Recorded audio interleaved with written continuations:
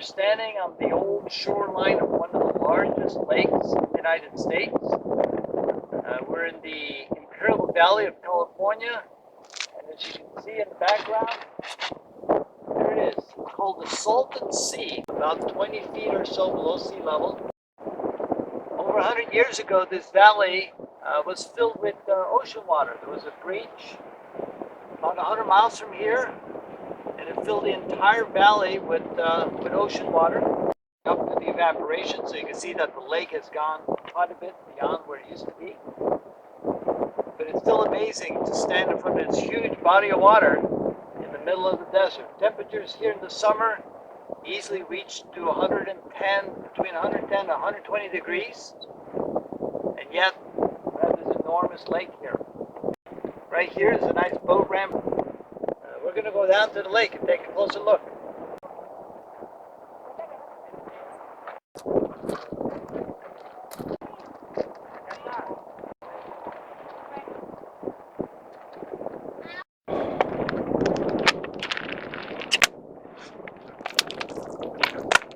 Take a look at the very left, about 10 miles or so to the shore over in that direction. And in the other direction, it's probably another 40 or 50 miles in the other direction. It's an enormous lake. It's well over 10 miles across, and probably more like 10 to 20 miles across. I hope our dog does not want to drink the water because it's very, very salty. And we're going to collect a sample. I'm getting some waves. Whoa, whoa, whoa. Well, my feet are wet. That's all right. What's the temperature? The water feels like it's about 85. Next to some water. Yeah, the water is nice and warm. It's about 85 or almost 90 degrees. It's unbelievable. Feels almost like a jacuzzi. Can't drink the water. It's pretty salty. Some people go and take boat rides on this lake. Although the old boat ramps are about a quarter mile away from here right now. Right now it's already late October and the temperatures are almost 90 degrees still.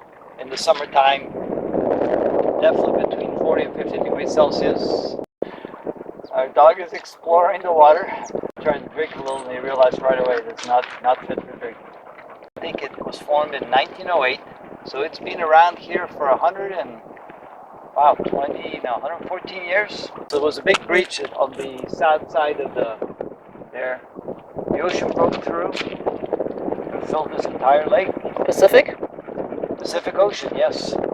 It may not seem like it, but this is a very agriculturally rich region because they do have water sources nearby. They have the Colorado River. Tapi, look at your paws. So whatever this is, it pulverizes. It's sure, what is this? They're not rocks. They look hollow. They're shells of some sort. These are like the shells of something that used to live here. Some mollusks or something. See that? Show me the hollow. Yeah, right there. So it's a little sharp on the edges, so that's why our dogs don't like it.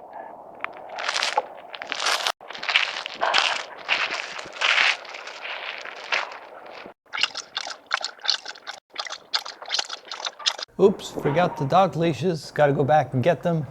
It was quite a run back to the water, but finally I did find them. And here you can see what the land looked like around the lake before any agriculture, and this is what it was transformed to.